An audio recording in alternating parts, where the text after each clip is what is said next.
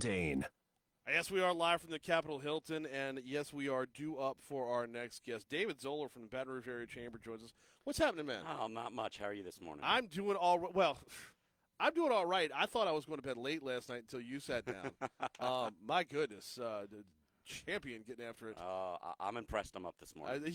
Yeah, so am I. Uh, we've got we got some business to attend to. Big announcement was made yesterday. The direct flight Yes. to and from DC. Mm-hmm. Tell me all about it.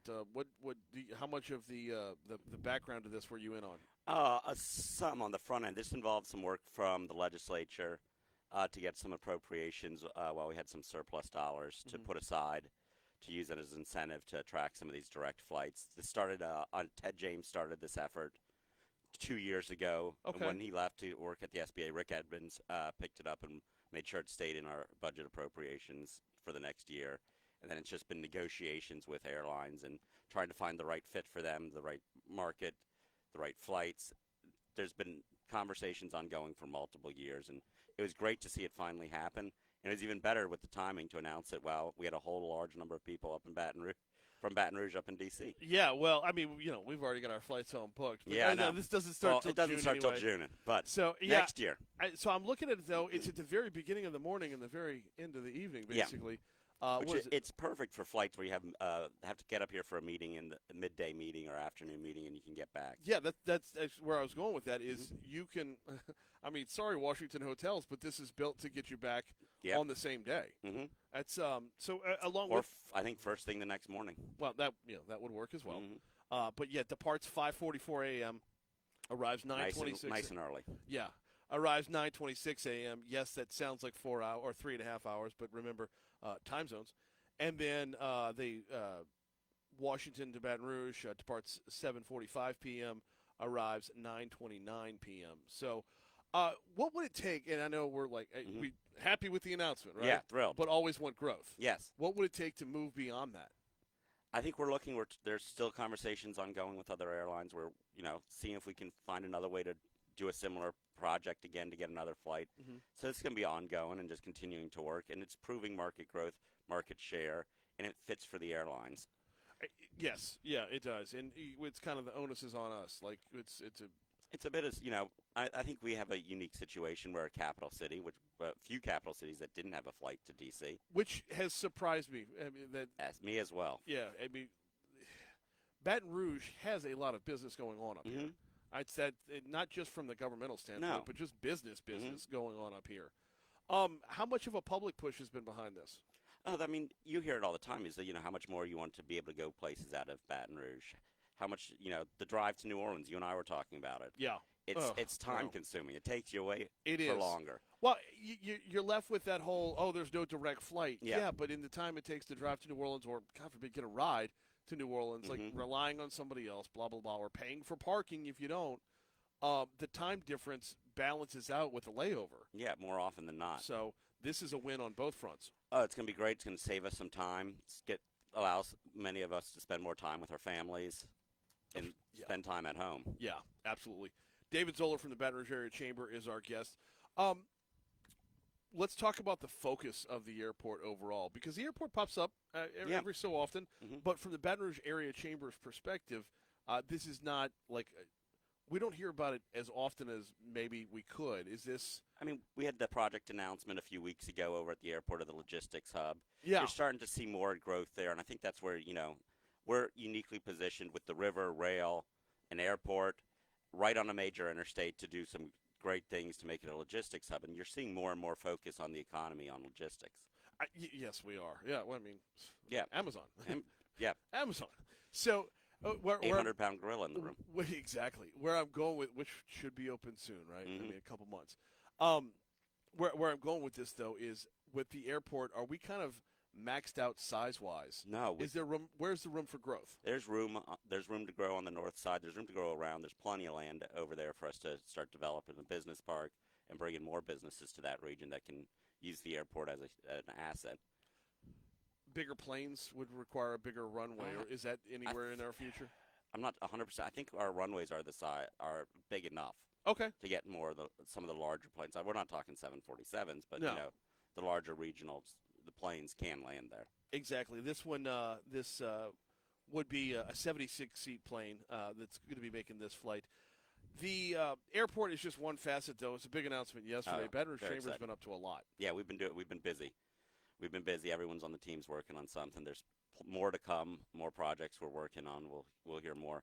It's great to get up here. Great to get the number of legislators, government officials, people who you need to talk to in one place at one time. It's a great opportunity to see them all and get to have those conversations. Let's dive in on that a little bit, though, because that's kind of where it's kind of where every segment's going throughout Washington and Mardi Gras. Everybody has a role. Everybody has a mission. What has your role and your mission been up here? Well, we've been talking to a number of state officials on what's coming up in the legislative session. What are they seeing? We have the insurance session we're going to see starting on Monday. And then but everyone's also planning for the regular session, which starts in April. What bills they're filing, what projects. We're looking at a few things, talking to legislators, seeing where the support is for movement, some tax reform, some incentive programs, criminal justice stuff, just a little bit of everything here and there. And then, capital outlay projects. BRCC is looking to build a nursing school. They're trying to get funding for that. So there's funding programs coming through. So having those conversations, making sure everyone knows what we're working on. It's easier to have the meetings back to back up here than it is trying to schedule everybody back home. See, and that's why, again, I know I feel like I'm on repeat, but with the Baton Rouge Area Chamber, it's not like we had State Treasurer John Schroeder on in our last hour, and for him to get to all the people that he needs to get to, it's all over the state, weeks worth of, if you add up the hours, it's weeks worth of travel. For the Baton Rouge Area Chamber, it's more about, and I use the word logistics again, if you're talking Baton Rouge, talking Ascension, talking St. Helena, it's like getting everybody. Yeah, and it's also our partners. We work with closely with GNO Inc. and one in Acadiana. Oh, yeah. On a number of issues, a number of projects. And so having them all here, we can really have a chance to talk.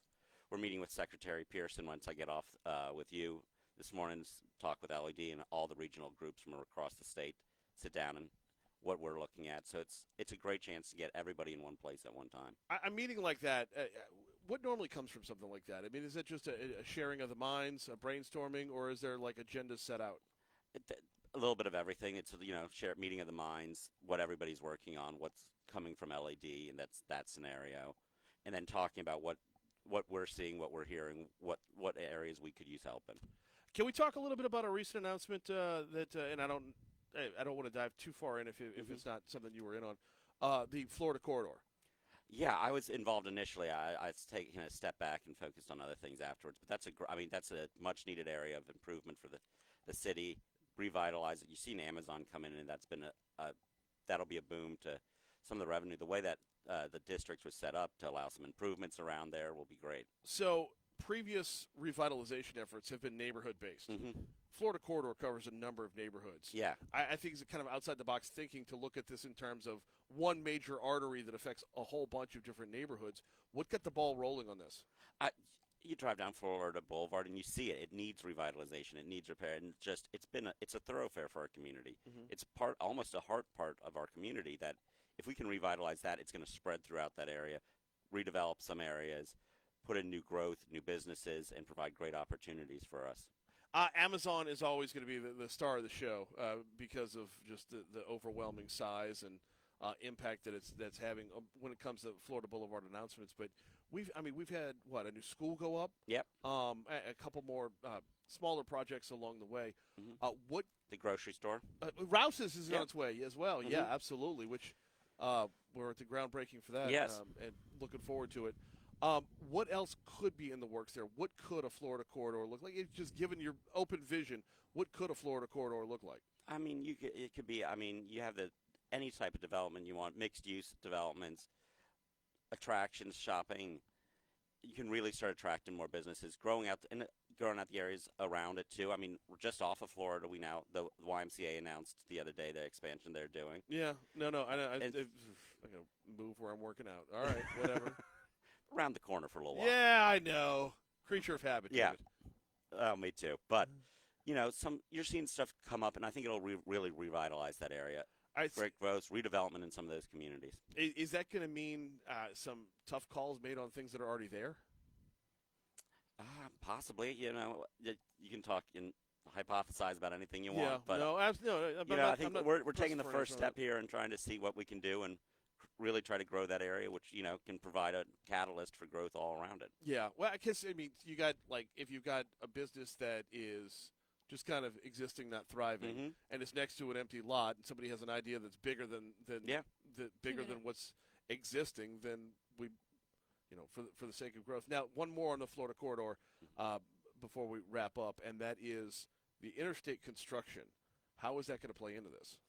Oh, I mean, that's going to be a pain point for a little while, but Florida's an option to get out. It's going to put more traffic onto Florida. Will hopefully help those businesses as more traffic diverts there. And you can use the surface streets, stay off the interstates for a while, and get around relatively easy. It's going to be a pain, but it's going to expand the interstate, provide more capacity, and hopefully ease the commute sooner. Florida Boulevard is going. Yeah, it's going to be like Florida Boulevard's heyday Yeah. with when the interstate construction really gets underway, with shutting down one lane in either direction and just pushing Hmm. people over.